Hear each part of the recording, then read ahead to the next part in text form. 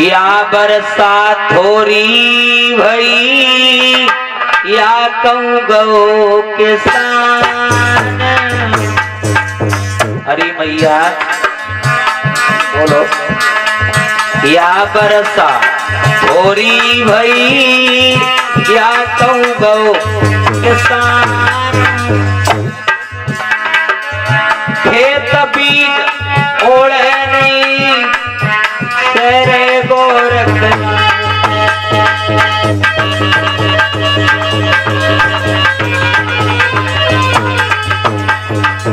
नाय बरसा थोड़ी भई ना कहूँ गयो किसान।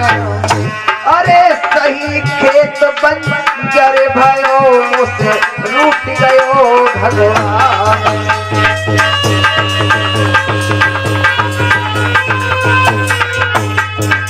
महाराज कहिए। मेरा सही खेत बंजर हो गया, मुझसे परम पिता परमात्मा रूठ गया है। और महाराज मैं अपने पति के दर्शन करना चाहती हूँ।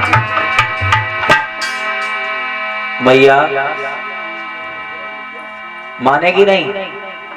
महाराज आपकी बड़ी कृपा होगी जो मुझे मेरे पति के दर्शन करा दोगे। आज बाबा गुरु गोरखनाथ कहने लगे मैया दर्शन तो करा सकता हूँ मगर तुझे वचन देने होंगे। बोले मैया कहने लगी बाबा कैसे वचन?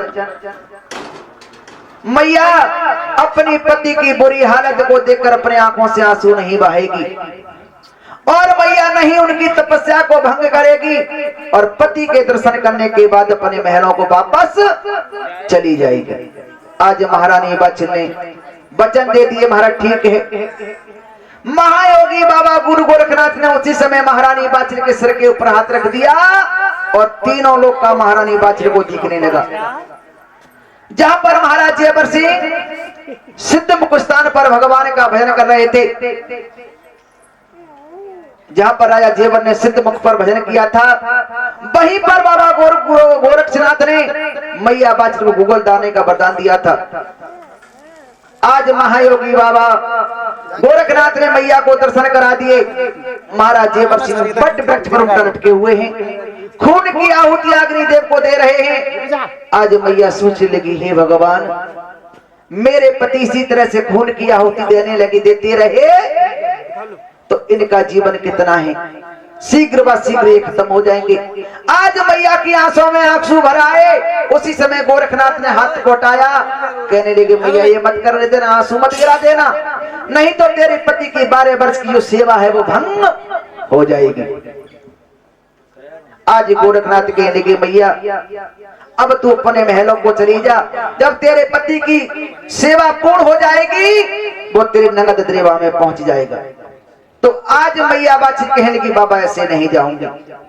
बोले मैया तूने तो मुझे वचन दिया था।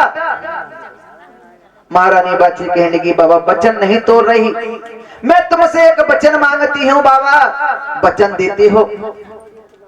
महायोगी गोरखनाथ सोचने लगे हे भगवान इस मैया के पास बेटी बेटा नहीं है, कहीं इसने मांग लिया बाबा मुझे बेटी बेटा दो तो मेरी झोली में बेटी बेटा नहीं रखी, इस मैया को दे दूंगा। गोरखनाथ कहने लगे मैया सुन, मांगना वो, अरे मांगना वो जो मैं तुझको दे सकूं, मांगना ना वो जो इनकार कर सकूं। मैया वचन वो मांगना जो तुझको मैं दे सकूं। महारानी बाची कहने लगी बाबा वचन मांगूंगी वही, वचन मांगूंगी वही जो तुम मुझको दे सको, वचन नहीं मांगूंगी वो जो तुम इनकार कर सको। बाबा वचन वही मांगूंगी जो तुम मुझको दे सको। तो आज महारानी बाची वचन मांगने लगी हैं, कहने लगी हे गुरु गोरखनाथ मैं तुम्हारे चरणों की भक्ति को मांगती हूँ, आपके चरणों की सेवा को मांगती हूँ। गोरखनाथ ने कह दिया तथास्तु माई जाओ और मैं तुम्हें अपने चरणों की भक्ति देता हूं, जा मेरे नाम का चौमक दिवला जलाना, एक ना एक दिन तेरी बगिया को जरूर आऊंगा। आज श्रोता बंधुओं इसी दिन से महारानी बाची गुरु गोरखनाथ की भक्तिन बन गई और गुरु गोरखनाथ की सेवा को लेकर मैया बाची दरबार में चली जाती हैं। गुरु गोरखनाथ के नाम का चौमक दिवला मैया अपने गांव में, अपने नगर में, अपने घर में जलाने लगी।